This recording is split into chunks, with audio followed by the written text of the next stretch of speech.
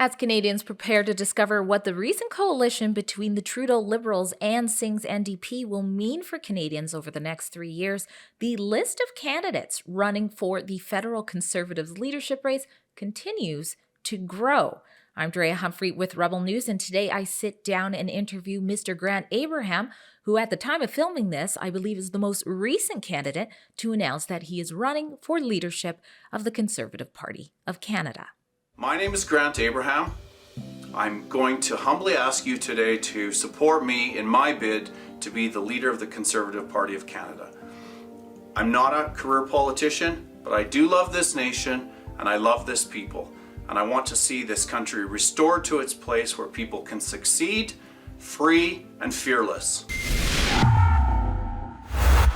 Born in Alberta, raised in British Columbia's Lower Mainland, and Canadian lawyer who has worked across the globe. That was Mr. Grant Abraham, who is, last I checked, one of 10 candidates to announce that they are running for the leadership of Conservative Party of Canada, which will be crowning their new leader on September 10th. Now, Abraham ran as a Conservative Member of Parliament candidate for Strangford, Ireland in 2019, making him one of 4 candidates the party ran in Northern Ireland to be part of their efforts to get Brexit done. In today's report, I asked Abraham what made him decide to run in Canada for this election, what he believes he brings to the table for Canadians, and I talked to him about some of the concerning issues Canadians have and what is his stance on that. Now, to keep up to speed with the latest developments on Canada's Conservative leadership race and to chip in to help us cover the costs to bring you those reports, you can head to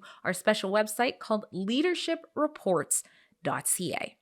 I'm Drea Humphrey again, and this is Mr. Grant Abraham. Grant Abraham, thank you for being on Rebel News today. Thank you. Now, please explain to us how did it all come about that a Canadian lawyer ends up running in Ireland an election, and was that your first go at politics? It was my first go at politics. The opportunity arose because of an email that I sent in to the Conservative Party of the UK, and it was an interesting email because it related to the British election in Northern Ireland in particular, Northern Ireland being the only land border with the UK and the EU. And I had just basically downloaded some thoughts about what I think needed to happen in Northern Ireland and sent it in to the British Conservative Party, thinking that I would definitely never hear from them again. And to my surprise, I got an email in 2 hours later that started a journey to me meeting Boris Johnson a week later and becoming a candidate for the British election. Wow, what a whirlwind. Now, how did you end up going from running to Ireland to now putting your hat into this Conservative race here in Canada? Well, the British election, Boris Johnson, of course, won with a massive majority. And that then triggered, through some connections that I had, some opportunities back in Western Canada. And I started my move back then to have it curtailed in many ways by COVID, as we've all lived through that for the last 2 years. And I've just continued to work in Western Canada. And when I had observed the opportunity coming up with the leadership of the Conservative Party, and I saw how confused our government has become and the deterioration of our systems in the nation, I thought, the finest minds in the Conservative Party have had 2 elections now where they have not won. They have actually forfeited victories twice. And I thought maybe it's an opportunity for someone from outside of the organization to come and engage in this discussion, even though I'm not a career politician, start to bring some other perspectives perhaps within the party, and hopefully they'll be welcomed. Well, let's talk about that for a minute. You ran in Northern Ireland, which my understanding is not typically somewhere that votes Conservative. You were certainly in an uphill battle. You got 4% of the votes in that election around there. So how do you expect it to be much different this time around? How do you expect people to get to know Grant Abraham well enough to even give you enough donations to continue on in the leadership race? Well, I'm getting some great support. I certainly have a much bigger network here in Canada than I do in Northern Ireland. That 4% of the vote was actually a tripling of the base of the last vote. I entered that election knowing that I would lose, absolutely. In fact, the party knew that. And it was really a case of responding to the needs of the Conservative Party, Conservative and Unionist Party of the UK, in relation to running a national election in all 4 countries of the United Kingdom. And so there was a strategic engagement there that was understood. The politics in Northern Ireland are not simple for an English national party. And so we did that as a part of creating a spirit of unity in the UK. And so there are bigger themes involved in our nations. As we know now, in Canada, we have some really big, hard issues that are live. I hear a lot of discussion about putting more money in people's pocket and changing taxes. There are some taxes that we need to change, but the truckers didn't go to Ottawa to engage issues of money. They went to Ottawa to talk about the issues of the Canadian spirit and the heart of Canada. And I think that's the difference in this election. I'm not sure where the narrative really is now in terms of discussion, but I'm not hearing those discussions happen. And I think part of this discussion is being prepared to show up, to speak truth, to be transparent about what is really going on in the nation, to contend for the nation, and to have some real conversations. And people are sick to death of politicians who are just double talking stuff and giving hollowed out hybrid answers. And I'm tired of that. And I think most of the Canadians that I talk to are that way too. And if we don't engage some of these hard issues in the nation, we're going to lose the country. And I think a lot of people know that. And that's why I think it matters, regardless of what my ballot return is in this leadership race. It's the discussion that matters. That's what Canadians want. Now, you kind of touched on there with the truckers on the loss of civil liberties. And I think you're right, there is a large percentage, certainly not a small fringe minority, that is concerned about such issues and the lack of response that they saw in many of our leaders in government over the last 2 years. So, how would you relate then to the Canadians who have maybe lost faith in the Conservative Party? Maybe now they're PPC voters, or they've just given up on the system altogether. How would you maybe invite those people back in and make them trust you? Well, it's an interesting thing in Canada, because many of the people that I know and are in my network of friends and connections feel that way. They've either given up on democracy, period, or they've given up on the Conservative Party. And I think if we were in any other context in the nation and we were looking at the political landscape, I might be tempted to say, wow, maybe we need to create a new party, a new alternative, or breathe life into other perspectives in relation to our political landscape. But my actual wiring is of a conservative disposition, certainly in terms of fiscal issues.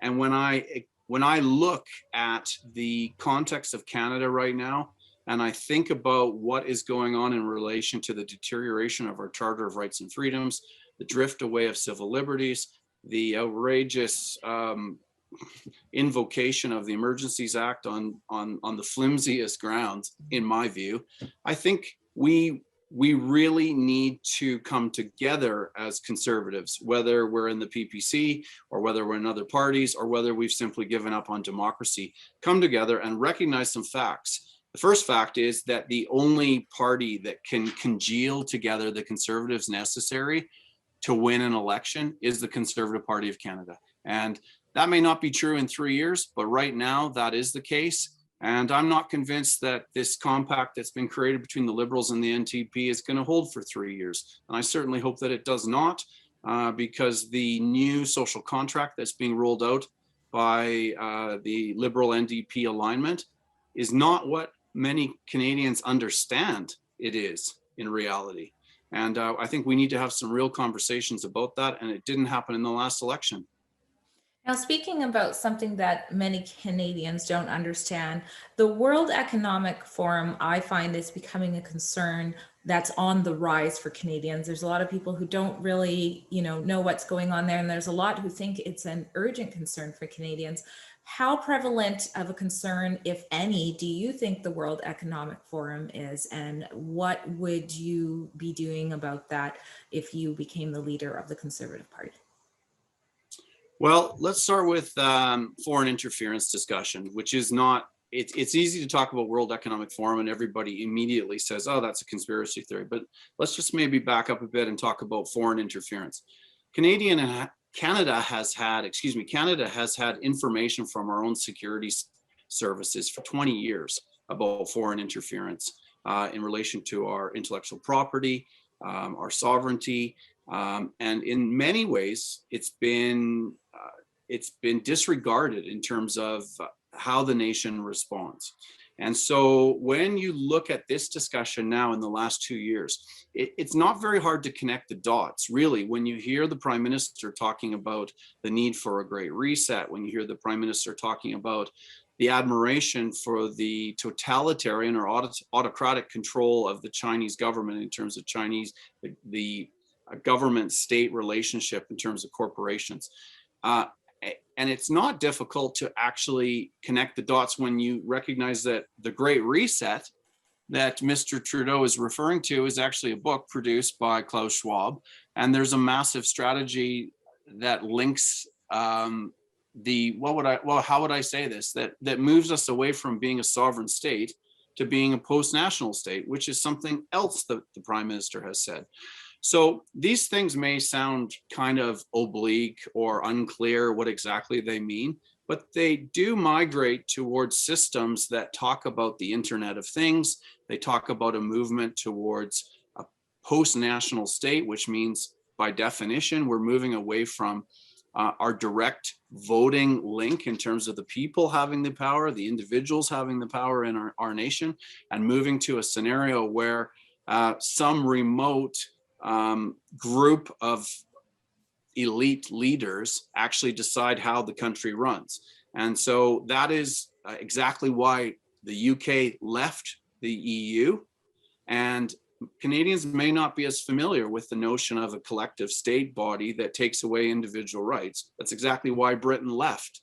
And we're looking at the same thing as we start to talk about UN 2030, which is not a conspiracy theory at all. We're talking about it. We see the UN implications in terms of our Indigenous peoples in relation to land and how we use land. Those are all implications that are very real. The language sounds amazing, but when you drill down into it, it actually changes the nature of how we relate to the government and the state as individual people. It means that words like prosperity suddenly means something different from what we understand it. We understand it to mean creating wealth for our families so that we can pass it on to the next generation. Prosperity, pursuant to the World Economic Forum or to the UN Agenda 2030, is about collective wealth. It's about universal income. You did mention taxes and promises to get money in people's pockets. So where is your approach to high gas prices, inflation, cost of living? Well, we certainly need to open up our energy sector, and it's what the world is looking for. We can do that responsibly in terms of caring for the environment. We need to deal with inflation. It's gone out of control. That's because of borrowing. That impacts the housing prices. That's a major concern for Canadians. We want to work towards caring for that. And we can do that by opening up our markets, getting small businesses working again, and empowering people the way our nation was actually built to do. Not moving people towards hopelessness, but moving them towards a place where they can actually engage their future and make a difference for themselves and their family's future. And so there's an awful lot of discussion there. I'm not sure it's totally within the framework of this interview, but there's so much in terms of redeploying what the engines are in our nation. There are more social contentious issues like abortion, and a lot of conservatives are concerned about gun rights. Quickly, what is your approach, your campaign's approach to those things?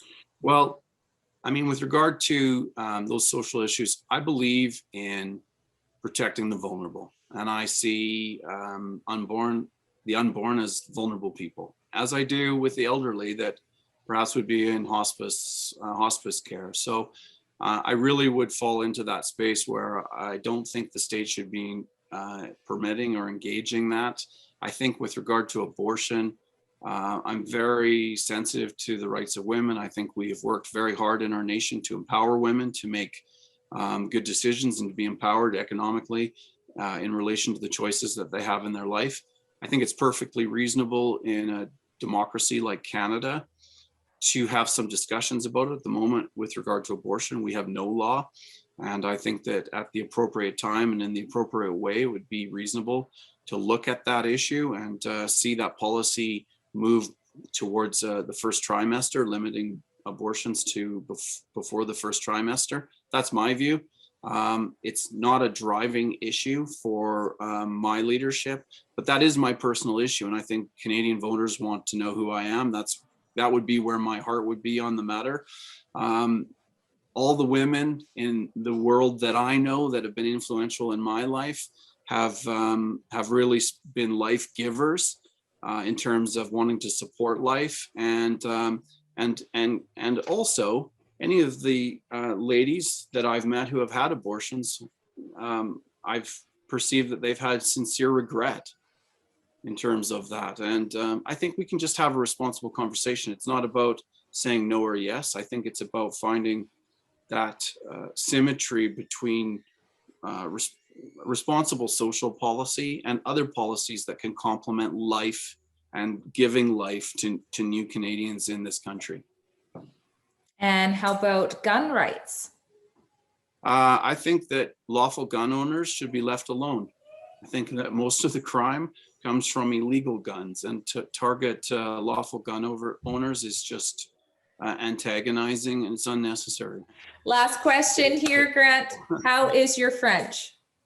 Je parle français, but un petit peu, and I'm working on it. All right. Well, where can people find out more about you and what's next for your campaign? Do you have any events or? Sure. Well, my website's called Canada's Promise, Canada's with an S. And that just refers to the promises that Canada has whispered for generations to Canadians, ones that are born here and ones that aspire to be here and immigrate here. And you can read about my views on that website. Thanks again for being on Rebel News. Thank you very much, Drea. Take care.